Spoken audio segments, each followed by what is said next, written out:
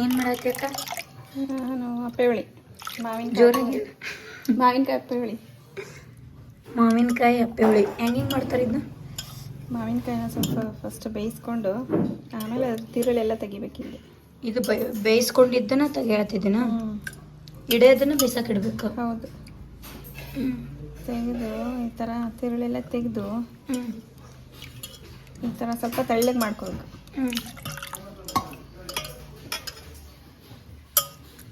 ತೆಳ್ಳಗೆ ಮಾಡಿ ಏನು ನೆಕ್ಸ್ಟ್?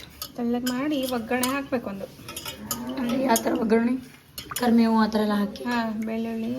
ಒಗ್ಗರಣೆಗೆ ಫಸ್ಟು ತೆಂಗಿನ ಎಣ್ಣೆ. ತೆಂಗಿನ ಎಣ್ಣೆನ ಇದು?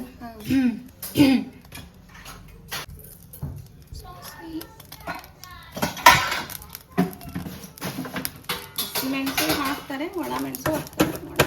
ಹಾಕ್ತಾನೆ.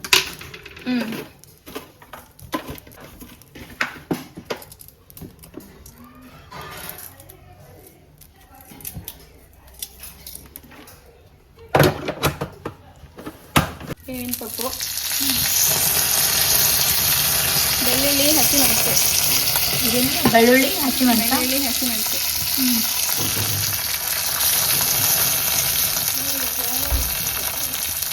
ಹಾಕಿ ಕುತ್ಕೊಬೇಕು. ಇದು ಎಲ್ಲರ ಮನೆಯಾಗ ಇರ್ತೈತಲ್ಲ ಮಲೆನಾಡು ಅಪ್ಪೆ ಹುಳಿ. ಹತ್ತನಪ್ಪೆ ಹುಳಿ ಅಂತ ಮಾಡ್ತಾರ.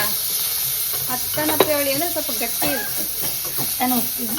ಹತ್ತನಪ್ಪೆ ಹುಳಿ ಅದೇಂತಂದ್ರೆ ಇದಕ್ಕಂತ ತೆಳ್ಳಗೆ ಮಾಡೋದಿಲ್ಲ, ನೀರು ಥರ ಮಾಡೋದಿಲ್ಲ. ಇದು ಗಟ್ಟಿ ಮಾಡೋದು. ಗಟ್ಟಿ, ಸ್ವಲ್ಪ ಗಟ್ಟಿ.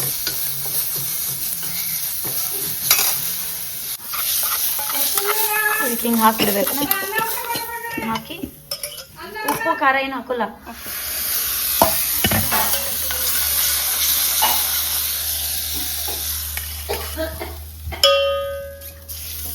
ಖಾರ ಮಾಡ್ಬೇಕಂತ. ಉಪ್ಪು, ಬೆಲ್ಲ. ಬೆಲ್ಲ ಸ್ವಲ್ಪ ಸಿಹಿಯಾಗಿ, ಇದು ಜೋನಿ ಬೆಲ್ಲ. ಜೋನಿ ಬೆಲ್ಲ ಅಂತಾರ. ಸ್ವಲ್ಪ ಮತ್ತು ಉಪ್ಪು.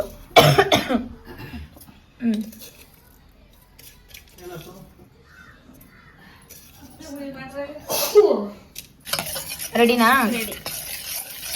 ಅಪ್ಪೆ ಹುಳಿ ರೆಡಿ. ಖಾರ, ಸಿಹಿ ಎಲ್ಲ ಮಿಕ್ಸ್ ಇರ್ತೀವಿ. ಹುಳಿ. ಹತ್ತೇನು ಅಪ್ಪೆ ಹುಳಿ? ಹತ್ತನಪ್ಪೆ ಹುಳಿ. ಕಂಟಿನ್ಯೂ ತಳ್ಳಗಾಗ್ತದೆ. ಇನ್ನೂ ಸ್ವಲ್ಪ ಗಟ್ಟಿನ ಆಗ್ಬೇಕಿದು. ಚಲೋ ಆಗ್ತದೆ. ಗಟ್ಟಿ ಆಗೋದ್ರೆ ಅದು ಸಪ್ರೇಟ್ ಕುಡಿಯೋದ ಅಥವಾ ಎಂದ್ರಾಗ ಅಂದಾಗ? Malnad special rice and tambuli.